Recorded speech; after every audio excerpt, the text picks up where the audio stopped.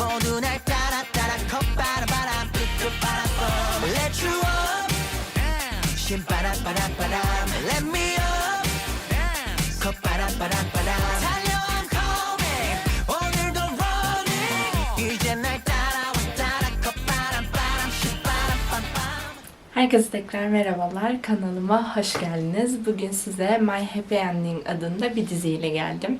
Dizimiz 16 bölümden oluşuyor. 2023 yılında aslında gösterimde olan bir diziydi. Ama oldukça değişik ve benim çok sevdiğim bir isim var başrollerde. Önce aslında başrollerle belki de gideyim. Hazır konusu gelmişken. Can Nere'yi görüyoruz burada.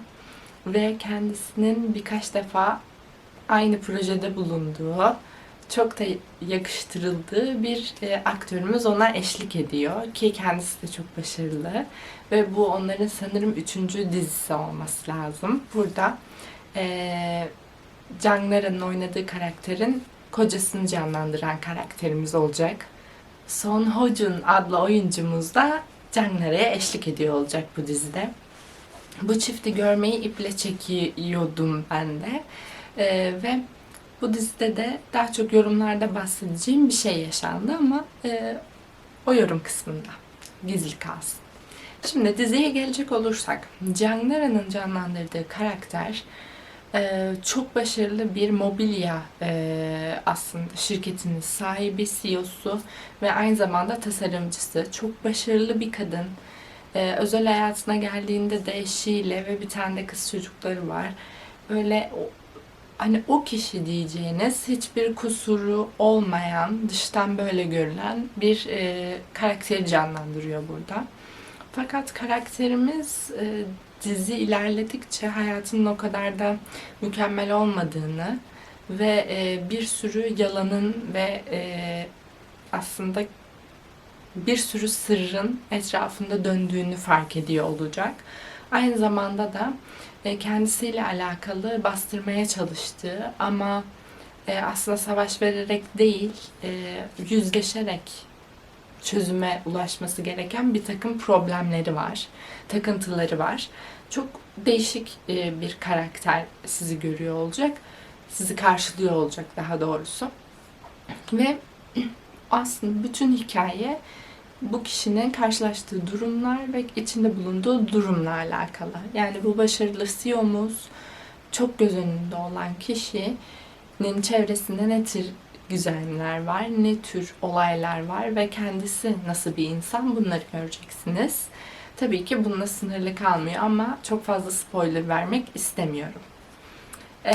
Şimdi klibi yollayacağım size ama yollamadan önce bahsetmek istediğim bir durum daha var. Dizinin yorumlarına baktığınız zaman özellikle Türk izleyicilerin yorumları diyeyim. Çok acımasız yorumlar gördüm. Bu da beni diziyi izleme konusunda biraz uzaklaştırdı. Yani dizi çıkalı çok oluyor. Benim izlediğim yerde de gördüğüm ve hani birkaç aydır öylece listemde bekleyen bir dizi.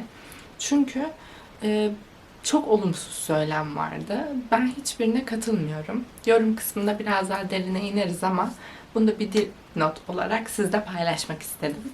Şimdi klibe geçelim, ardından yorum kısmında görüşelim.